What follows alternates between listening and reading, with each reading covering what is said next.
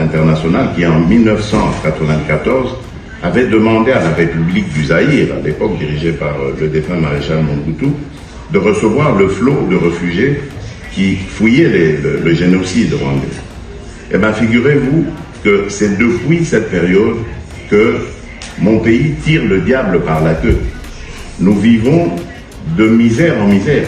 C'est vrai que nous avons tous compati au génocide qui a frappé le peuple frère du Rwanda en 1994, qui a fait plus ou moins 800 000 à 1 million de morts.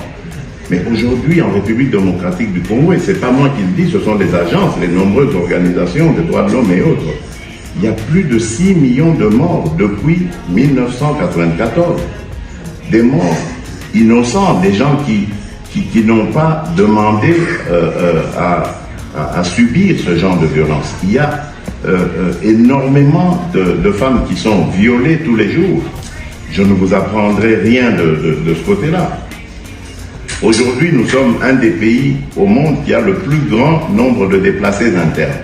Vous savez que les déplacés internes, leur situation est beaucoup plus dramatique que ceux qui se déplacent, qui vont dans des pays étrangers, parce que là, il y a au moins des structures d'accueil. Ici, nous n'étions pas préparés à recevoir ces flux de population qui viennent parfois de manière brutale, inattendue, impromptue, et nous devons faire face à tout ça. Mais que peut faire la communauté internationale de manière réaliste?